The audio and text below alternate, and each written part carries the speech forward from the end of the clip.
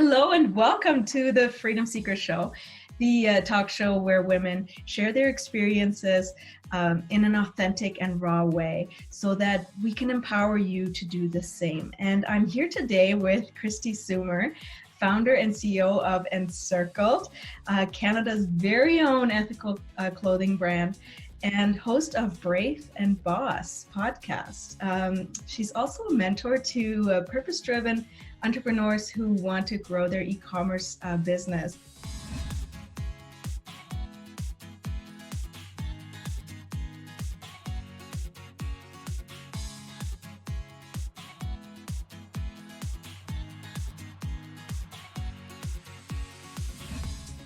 Welcome, Kristi. I am so stoked that you are here today and that you're spending some time with us to share your journey and your experiences, especially some of your wisdom that that hopefully you will impart with us that you've gained along the way. Kristi, leading a 7-figure B-Corp. Mm-hmm. I am certain you had to learn a lot about self-care and time management. Yes. And I would love to maybe start right there, if you don't mind. I'm curious, how do you set yourself up for success every day or whatever your time frames are? How do you set yourself up for success? Yeah, that's a great question. Thank you so much for having me. I'm really grateful for the opportunity to speak to your tribe and learn more about what you're doing and all that kind of great stuff. So when I first started ENCIRCLED, I was actually working full-time. So I was working as a management consultant, which essentially is a travel job. So you're traveling 4 to 5 days a week, flying across the country, sometimes flying globally, and you're never home. So the way my life operated when I was running ENCIRCLED part-time, kind of on the evenings and weekends, was very different than how it looks now. And even when I went full-time into the business too. So that journey has been, I would say, evolving. But setting myself up for success now is really different, and it takes a lot of different things, I think. So one of the things I've been really passionate about working on this year is health and wellness and getting more balance back into my life, because as you know, as an entrepreneur and being your own boss, there's nobody to tell you to stop working. There's nobody to tell you to eat healthy or go to the gym, or sometimes like the work is never really done. So you have to learn how to set your own boundaries, which for me is very difficult. I love what I do. I've always been an incredibly hard worker and very passionate and driven. So for me, like the first couple of years when I was full-time in my business, I was just go 7 days a week, working early hours to evenings. And now I've definitely cut back a lot now. So I still work for sure on weekends, but I'm not working the whole day.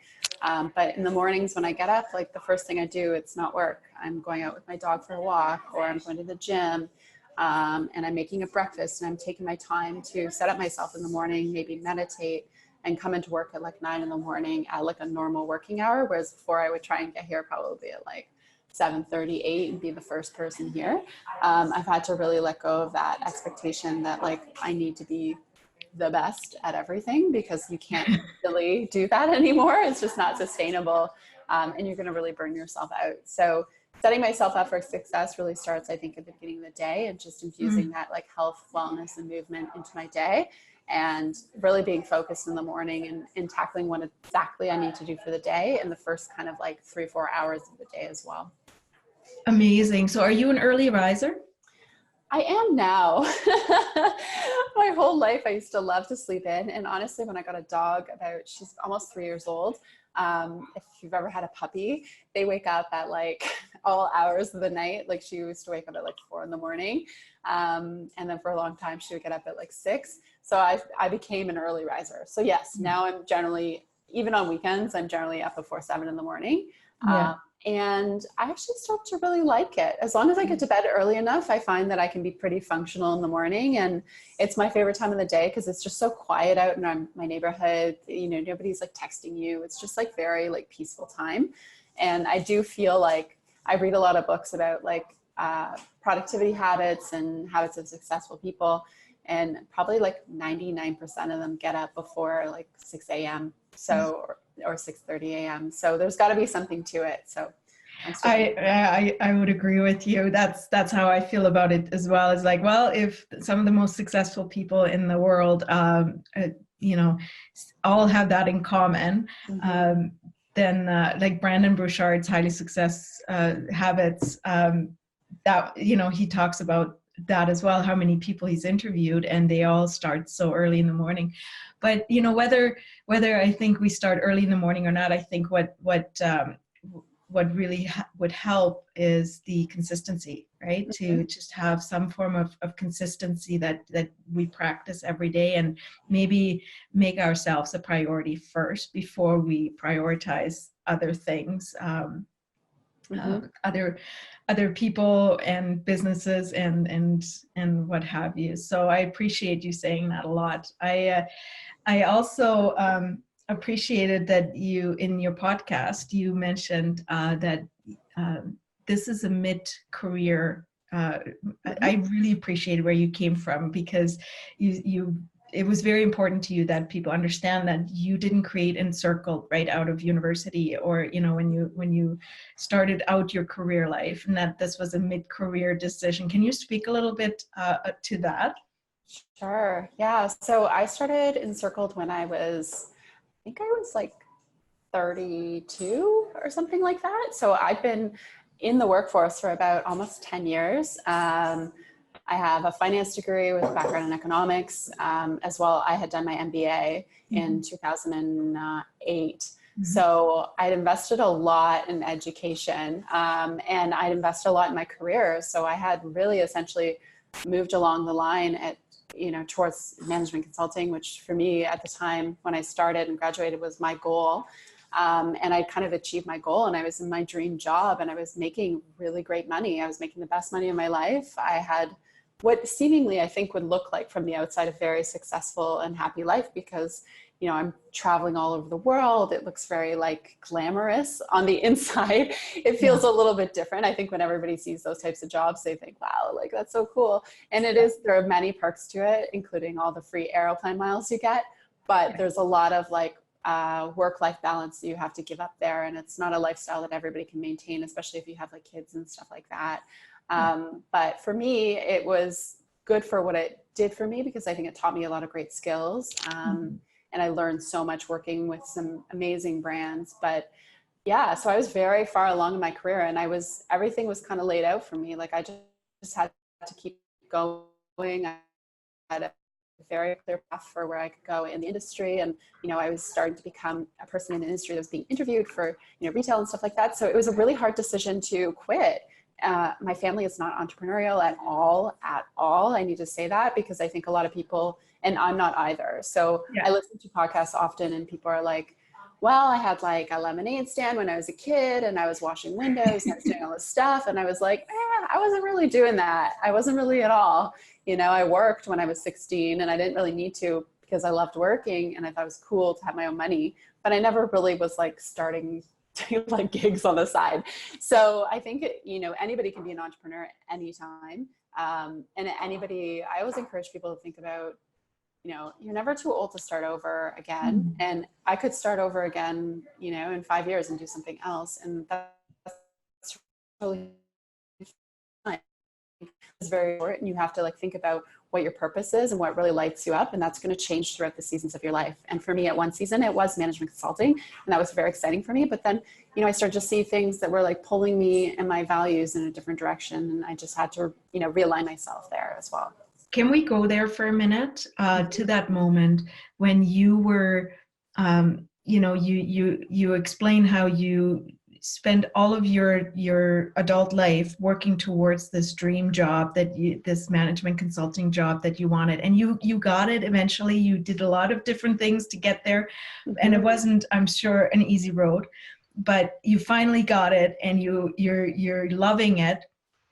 Tell us about this moment when you realized that, oh my gosh, I've done everything up till now for this, and now I'm realizing that this isn't for me, this isn't fulfilling me, this is burning me out, or this is, I think that was the sentiment I got, was that you were feeling burnout. Yeah. I mean, I think it was like around, I had switched. So I was originally working for one of the top tier firms, kind of doing more more Canadian kind of work, some American work. So a lot to travel still. Canada's pretty large, so I was often east to west coast. But when I There's moved, a whole day. yeah, exactly. But when I moved to I actually took another job at a international firm, and they were based in Chicago, but had an office in New York. And then I started traveling every single week to New York. Yeah. From Toronto, it doesn't seem that far, but if you're doing it every single week, it's a lot of time at the airport and the time back and forth. And I would say that like the challenge with management consulting is you never feel settled. You know, you're away from your friends and family all the time. You can't really, I had a cat, but you can't really have stability there. And having a routine is actually really difficult too. You try and work out on the road, but like, honestly, you're going out with clients or like your colleagues for dinners, and these dinners, you know, have dessert, and it's like just like a lot of stuff happening that isn't necessarily good for your wellness and health and stuff like that. So it's hard to maintain that balance when you're flying and traveling all the time, I find, because you're going to eat out, and even if you eat out at the healthiest places, going right back to that consistency, right? Yeah, that we talked about. Yeah, it's hard to maintain consistency. So when I was home, I had like juice delivery. I had all these like healthy elements, and then I'd go on the road and it would just all fall apart. Out the window. Yeah. Yeah. So it was very consistently inconsistent, and it was a perfect setup for burnout. Like I was finding I was getting a little bit more sick more often. And then also like I kind of started to feel like more of a pull towards like, what am I doing in my life? And I think it started originally when I got the spark for the idea of ENCIRCLED. I was on this yoga retreat, and they were leading this meditation about your life purpose. And something about it really resonated towards me, like just that, like, you know, money isn't everything. It isn't all about being the best and being the most successful person in your friend group and all these things that people kind of push on you that you need to be like at the best job, and this competitiveness that inherently kind of manifests itself as you get older. For me, I started to think like, what is my impact on the world, and what legacy do I really want to leave here? And that became very heavy because I started thinking about the work I was doing with my clients at the time for consulting, and great businesses, but like I didn't feel connected to their values or their purpose. So to me, it started to feel almost bad. Like, you know, you're making all this money, but you're doing this stuff and it doesn't feel good. So I started to get into a spin, I would say, specifically once I like kind of started ENCIRCLED on the side and I wasn't doing it full time. I started to feel like really depressed and quite down because I didn't feel like I was able to fully move into my purpose. But I knew I could see it. I knew it was there, but I felt like very restrained. So I think, and then you feel guilty too, I think too, because like you're in this career that everybody would love, and like people would just like be like, oh my God, I wish I could be like you. But you're like, I'm miserable. Like it's a weird dynamic that happens there that well, it's difficult for other people to be in your shoes and to understand exactly where you're coming from. I think you mentioned too that your parents stopped talking to you. Was that because of your decision to leave there? Yeah, that's when I quit my job actually. So that's like after I made the decision, after I made the decision to quit, I actually quit my last job 3 times. I let them talk me back into it twice. But yeah, after I quit, it was the end of November, early December, and my parents were both furious. My dad like disinvited me to Christmas. My mom wouldn't speak to me for a few weeks. So it was really hard because again, when you come from that background, and both my parents were, first generation Canadian, they were born in Estonia and they were immigrants to the country. They lived in rooming houses here and worked for everything they had. The thought of, and they became very successful, but the thought of me putting it all on the line was just very uncomfortable for them. So it was something where I had to really push through and say, you know what, this is my purpose. This is where I'm going. I know you don't agree with it right now, but if you want to be in my life, you have to support it, or you can't say anything negative about it. And I had to really set those boundaries. So that I think is really key. I relate so well to your story. Kristi, how did you learn how to set those boundaries? That's what I'm really curious about. Like, I mean, you're 20 some years old. You have these very deeply ingrained belief systems that come from a very deeply ingrained cultural background in Eastern Europe, and here you you say, I had to tell them, like, you either are with me or you're not, and I'm going to go without you. Like, how did you find the strength to do that? I don't know. You know what? I think part of it was just like when I feel so passionate and driven behind an idea, and with ENCIRCLED, I felt like I truly felt like it was my calling. I had to do it. You know, there's some ideas you have where you're like, that could be good. But like, there's some that really pull at your heartstrings. And this really felt like it was something, just deep down intuitively, like I felt that in my gut. So I knew that, like, I kind of knew that my parents would get over it eventually, but it did take a lot of time. And to be honest, like, you know, that was like 4 years ago, maybe 5 years ago coming up. And my mom's like fully supportive of the business. Does she worry about it? Yes. I would say my dad's still like, are you going to go back to work soon? You know, like he's still not like 100% on it. Like, I think he, in one sense, admires it because he would never do that himself. Yeah.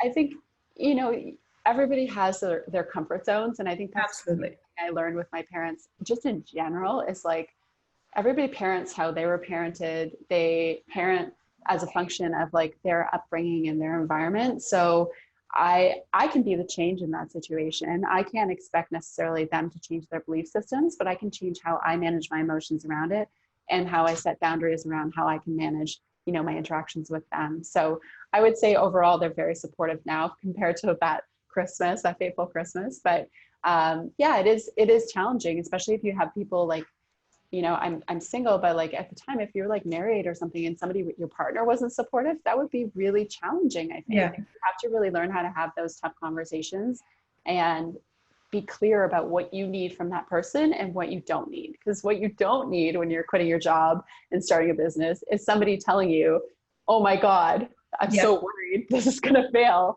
Like, that was the last thing you need. You need people who are supporting you. So that's why I also think, like, in addition to setting boundaries, it's really important to have like a community of people who are in the same mindset and doing the same things, who can support you.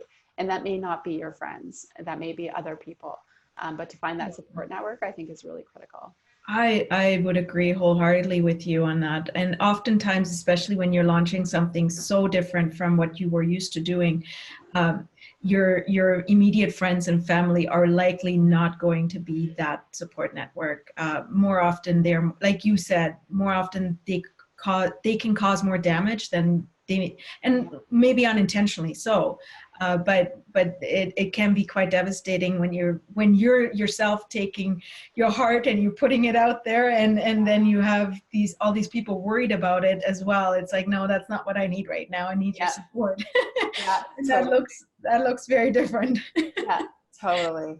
So ENCIRCLED, I love how you speak to really believing in something that you want to stand for and stand behind. And this was definitely one of the things that attracted me hands down the most when I first met you, Kristi, because you spoke about the fashion or clothing industry as a whole in such a unique way that I was not used to hearing, and it was very refreshing. The awareness you educated me in a very short period of time on how important it is that we do pay attention to where we spend our money. And we share a lot of things, but one of the things we definitely share in common is that we both believe that we have a vote with every dollar we spend, and we can change the world we are in by making some of these decisions. And money talks. Not that I necessarily agree with that it is that way, but unfortunately, but it is that way. So let's do something about it. And I just love for you to talk a little bit more about how close to your heart your ENCIRCLED vision is, because I think this is something so many of us need to hear. How did that grow on you? Where did that come from? Yeah, I mean, like everything, it's kind of evolved a little bit over the years. So it started as a travel clothing company. And in my mind, it was started because I was traveling so much and I wanted these versatile pieces that were stylish and comfortable, because I found, polyester spandex is just not nice to travel in. And sitting on the plane in like suits is so uncomfortable. Yes. So I wanted that like perfect blend. And so that's how I started getting into designing clothing. And I knew I wanted to make it out of like comfortable fabrics, but sustainability was really important to me, just through traveling and seeing, the impact on the world of like, globalization and everything that was happening, especially in developing countries. I started to see these things happening in the water and all that kind of stuff. And I just thought like, something's really wrong here. And this is like maybe 6-7 years ago. And the labor side of it was really important to me too. I mean, I've always been passionate about that, but I think from a human rights perspective, there was the collapse in Bangladesh in 2013 called the Rana Plaza factory collapse. And that just reopened my eyes that like not only making things locally is important for like starting a business, but you can scale a business this way, and you can invest in people here and invest in safe working conditions and feel really good about the product you're making. So that became very important. So I was operating it as just a clothing line where you could travel light and travel stylishly, which is totally great. Like it was adding a lot of value to people's lives, but I started to really think about the fact that like, if you can travel with like a carry-on suitcase for like 10 days and get by with that, like, why do we need so much stuff in our closets? Like, why do we have all this clothing and, 80% of it's not being worn on a regular basis? We tend to stick to these uniforms because we wear them when we're traveling, we wear them at work. We always have these go-to pieces and outfits we go to, week after week. So why are we adding all this stuff, and where is that coming from? So it started to open my eyes to the fact that the fashion industry has like a really notorious problem with like consumption. There's obviously the media fueling the fact that you always need to buy what's new, what's latest, what's greatest, and coming out with new trends that people need to glom onto. And then there's these fast fashion brands who are, filling that need by producing clothing really cheaply, at the cost of human rights, the environment, as well as just, I think, the planet in general, because the carbon impact, the carbon footprint from producing these clothing, not only from how it's made from the dyes going to waterways to the impact on carbon footprint from traveling these clothing back to North America. I mean, it's just egregious for something you're going to wear for not even a season that's probably going to fall apart because it's really poorly made. So I started to really think about that idea of quality over quantity and how we can encourage our customers not only to embrace that idea of less is more when traveling, but in their everyday life. Yeah. So it started to evolve around like 2016. We kind of did a bit of a shift and rebranded towards that direction. And that idea of having just like this curated wardrobe of capsule wardrobe essentials, which you can go to season after season. We have pieces in our collection that have been in our collection since 2013, 2014. That's very unusual. Not a lot of retailers keep stuff that long. And the reason we can do that is because we design with that timeless mindset. And we realize that investing in our clothing, it is a vote with your dollars, and it is a big vote because people are used to paying $10 for a t-shirt and not questioning why that is. But, shifting somebody to pay like $78 to a t-shirt seems insane to people, but it's actually what it should cost. So we encourage people to invest in that t-shirt, that really amazing white t-shirt, and just wear it and love it and wash it and have it come out looking the same. Yeah, exactly. And keep it for years. Like that's what we want people to do. So we've really embraced that vision of less is more in everything we do, not just from like how we design, but in everything we do in our business, like in becoming a B-Corp and all that kind of stuff, everything kind of flows up into that. So that's kind of how it's evolved, but it essentially started on the same principles and kind of evolved into more of an all-encompassing business around that idea of minimalism.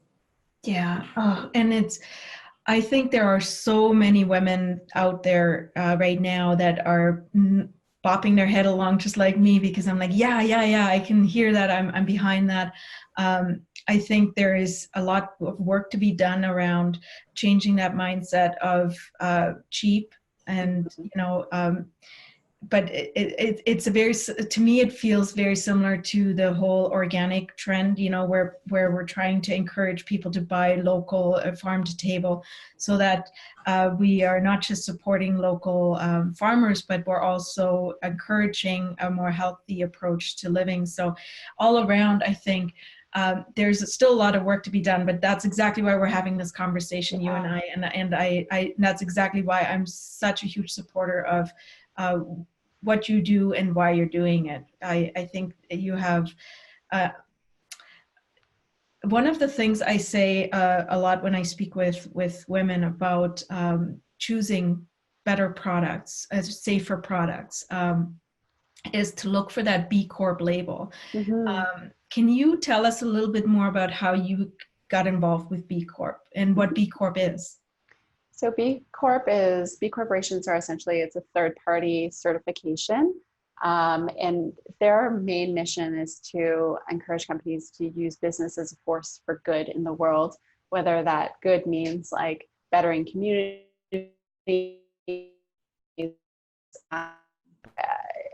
alleviating human rights issues, protecting the environment. There's so many aspects of that. There's many different companies involved in B Corp now. Like, I think there's a couple thousand around the world.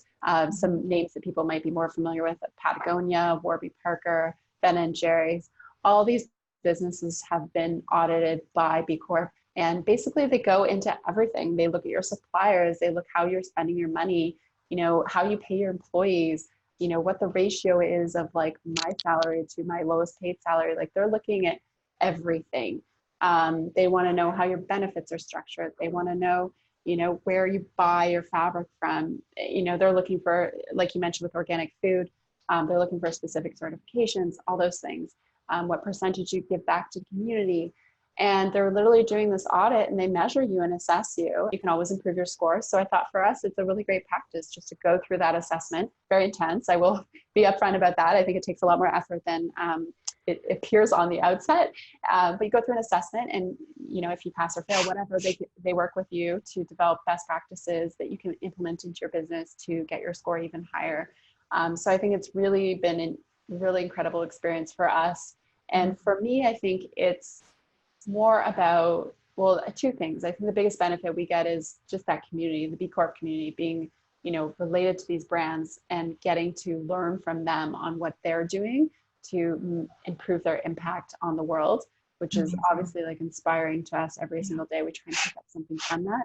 But also to consumers, I think it's a mark of certification and confidence in the business, because it's so easy nowadays to throw around words in marketing and say, oh, this is virtually eco-friendly, or this is ethical. But what does that actually mean? Yeah. And are you actually standing behind that? Because there's certain things that go into ethics. And I always talk to people about, like, what you mentioned before, voting with your dollars. Like, there are ways to buy clothing and other products ethically that aren't made here or in the States, overseas. But you have to look for certain things. Like, you have to look for living wages and working conditions. You have to do like a deeper dive to verify these things. And that's what B Corp does. Like, they're a certification of verification of the supply chains and the business operations. And I think it's been a really great partnership, and I look forward to continuing it with the brand. Yeah. So do you have to qualify for this every year, or? Yeah, so they recertify you, I think, every 3 years. They come in and do a full recertification. Yeah. And then sometimes they'll randomly audit certain lines and stuff like that. So yeah, I was very lucky that we had our brand manager who managed the certification, because yeah, it's a lot of work. It's a huge project to go back and forth and provide all the data.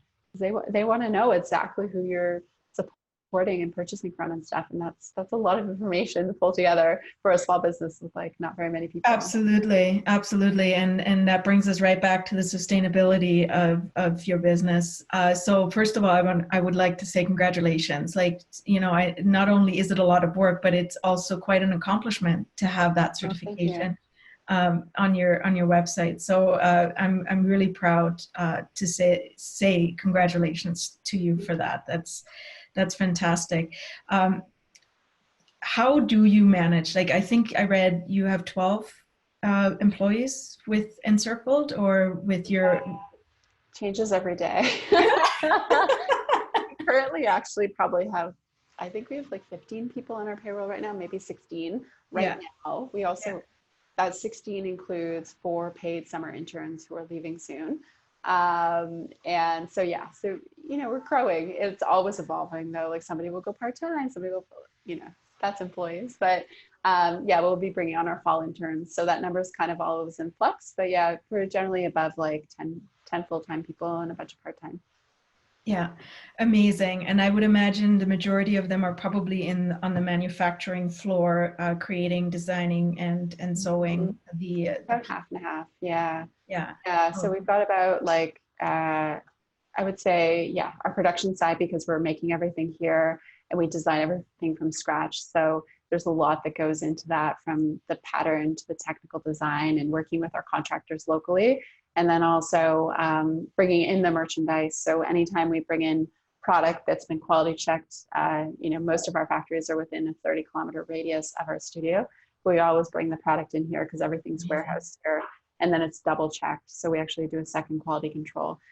So there's a lot that goes into it. So yeah, that side of the business is pretty robust as well. Our marketing team is now growing quite a bit as well. So our social media and all our content that we're creating for our customers, because we're also really passionate about creating really value-added content through our blog and our social media channels that helps inspire people and educate them on the industry and teach them new ways to wear things, because we really ultimately want people to be wearing their closet.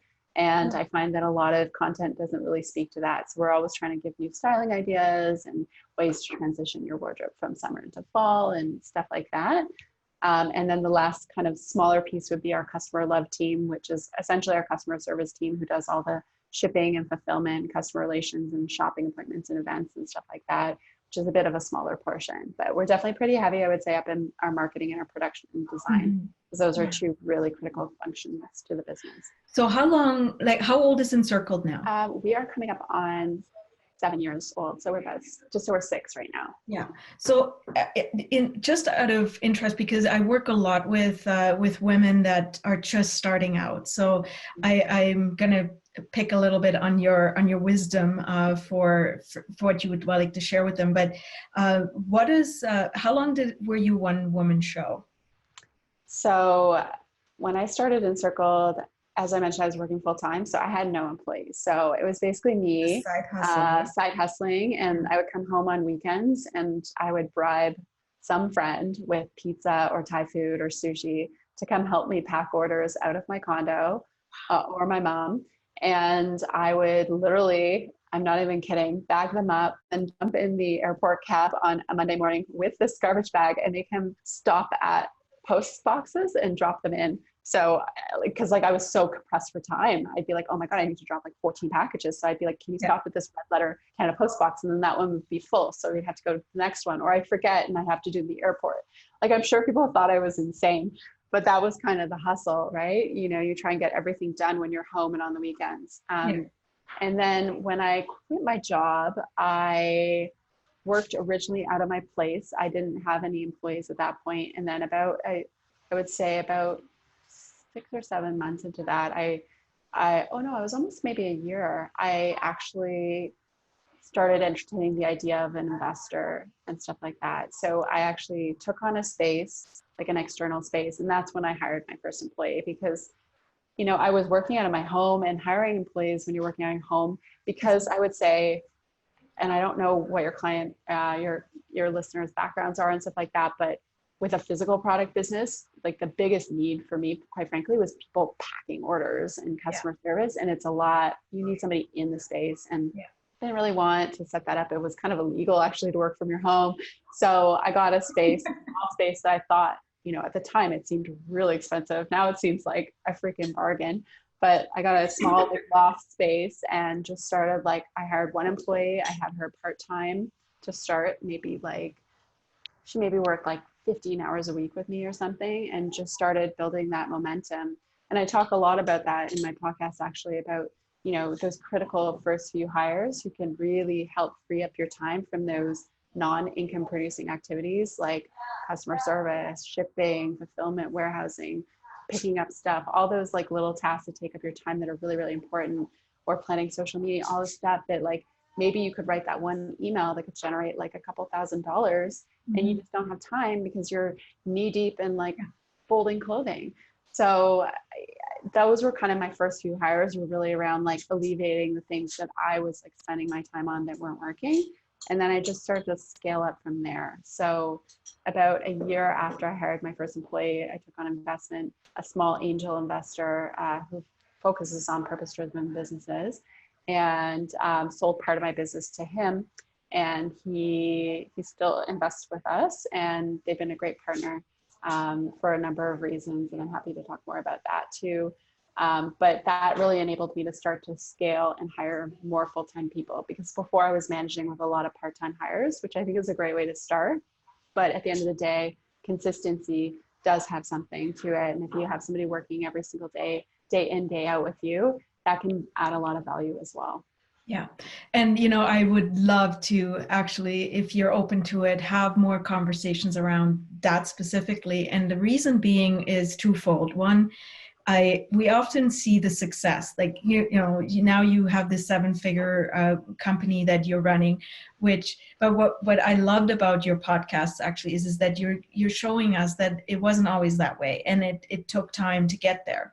And that is so often as a starting entrepreneur, so discouraging, because I don't know why or where we got this belief from that we need to we decide to leap into our own business and we need to replace our income immediately the first year, or even better than that, and make like double our income in the first year. I don't know where that ever came from, but I know I held that belief, and I was hugely disappointed when that didn't happen, to the point where I just about folded my company and said, I'm going back full time. And I am certain you probably had moments like that yourself along the way.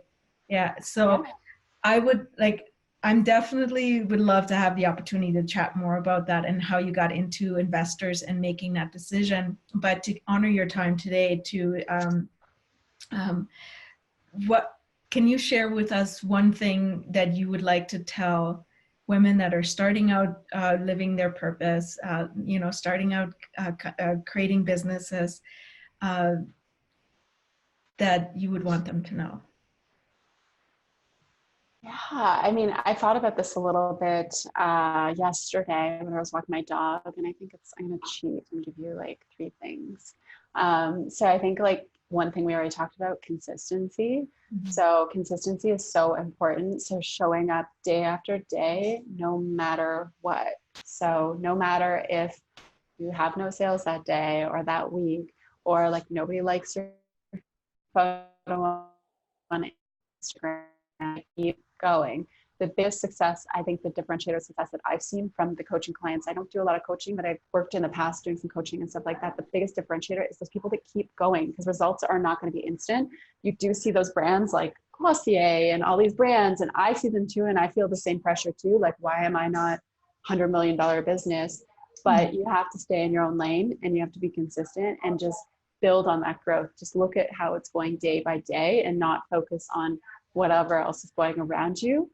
I would say the second thing is content. So really focus on doing value-added content for your customers. Even if you're selling a product, which it sometimes disconnects from that. I know with service-based businesses, they're like, oh, of course, like I can add all these blog posts, all that kind of stuff. But product, people are always get stuck down this like pipeline. Oh, here's my new bracelet. On the customer, focus on the value you can add to their life, and really embedding and sharing your story and your purpose with them, because that will motivate them to want to invest their dollars with you. And then the last thing I would say is community. So find a community of people, like-minded entrepreneurs, whether it's online or in person or both, who's around the same stage as you to support you, because I think, and you can support them too. That is so critical. I mean, I took B school in 2013, Marie Forleo's B school. And through that, I found this, well, I started this community, like a sub community out of that, of retailers and what we call e-tailers, e-commerce entrepreneurs. I love it. Yeah, because it is a very different business model. So you have to find your people. Like, I love hanging out with people who run like coaching businesses and stuff like that. But honestly, if you are running, like you're making beauty products, like you're probably best served to have people around you who've been there, or maybe they've done that. Maybe they've run a production run and they got the packaging all wrong. Like what did they do? Like there's unique differences that happen in different industries. So I think surrounding yourself with a core group of people like that can be really helpful, especially if you have people in your life who maybe aren't 100% on board with your business. So those would be the 3 C's, I would call it: content, community, and consistency. Love it. Thank you so much for the amazing advice. That's great to hear that you are also a graduate from B School. So yeah, I still work with Marie. Actually, I do coaching, mentoring actually in her B School program. So I'm going into my 5th year of doing that. Yeah. Oh, amazing. Well, maybe you've mentored me. I don't know. I didn't even put 2 and 2 together. Yeah. That's so fantastic. I'm a huge fan, and I definitely felt after I went through B School, I felt like anyone, no matter if you're doing a product-based business or service-based business, there is so much value in that in B School. Just to and so far, everyone I've talked to that inspired me actually went through B School. So, there's another, you pick up these clues along the way. Get up early in the morning and go to B School. They always say success leaves clues, right? So whenever I feel lost, I always look at somebody who's doing something or somewhere where I want to be and be like, what are they doing? Even if, like you said, even if they're in a different industry, I found actually a lot of inspiration through service-based businesses and through B School, just watching that whole idea of like the webinar and all these like the opt-in bonus, all these things that like product-based businesses wouldn't necessarily think about. But I think it's very unique to go down that path and see how that can work for you. But yeah, I'm actually reading Marie's book right now. Everything is Regrettable. And it's just so motivating. I'm going to go back through and reread it again. But I mean, she just has such a great attitude. And some people may not know, but originally I went to one of her live events in 2012. She used to do an event in New York called Rich, Happy, and Hot. And I found her through Gabrielle Bernstein, who I'm sure you're familiar with. Mm-hmm. And I went to her event, and she's pretty pivotal in me actually starting my business, because just again, like I had all those like doubts, like I can't do this. I'm not a fashion designer. What am I thinking? And just that idea that like, just start doing something, figure it out. You can do this was really motivating. So I was so happy to see her coming out with that book, because that phrase is so integral to shifting a lot of mindsets around, whether or not you can actually do this entrepreneurial thing. Yeah, amen to that. I think it's super important to. I read Regina Thomas Howard's book, and I don't want to say the name because I don't want them to not play this video on YouTube. So, but let's just say I read her book, and in it she talks about how when she started her academy for women, how she built herself a board of directors, and that board of directors consisted of these people that she looked as mentors, and some of them were physically in her circle of influence, but a lot of them were mentors, like Marie Folio, it would be to you and to me, and Daniel Laporte is to me, and it's an important part, I think, for any woman, no matter if she's building a business or creating a business or not. I think it's important to have certain people in your life that you can just look towards and say, like, how did you do that? Or, what would she do right now in that situation? And I love that community, bringing that back to community that you spoke to. I think it's super important. Kristi, I don't want to take up too much of your time. I could go on and talk to you forever, because I think it's such a wealth of information and certainly knowledge and experience. So I do hope I get another opportunity to maybe talk to you a little bit more about the investor experience that you've had, because I think that is super relevant to the community I work with as well. Mm-hmm. But in the meantime, I want to thank you from the bottom of my heart for taking the time to bring yourself to this Zoom video this morning and share with us who you are and what you do. And I will put links to ENCIRCLED, but also to your website and your podcast in the show notes, because I think there's so much more information there. So if we haven't covered it, I know you do in your podcast, and I want people to check that out. Yeah, thank you so much for having me. I really appreciate the opportunity, and yeah, let's stay in touch. Absolutely. I look forward. Hey love, did you enjoy this conversation? Then join in at www.yvonnewinkler.com/blog and leave me a comment of what you liked about this episode and why. If this added value to your life, then please share this with all of your friends on social media and hashtag The Freedom Seeker Show. I really appreciate you watching and helping me spread the word. And as a token of my appreciation for sharing this episode, your name will be entered into my monthly gratitude draw for a chance to win something from my favorite product list. So don't forget the hashtag, The Freedom Seeker Show. I'll see you next time. Rise, bloom, and radiate.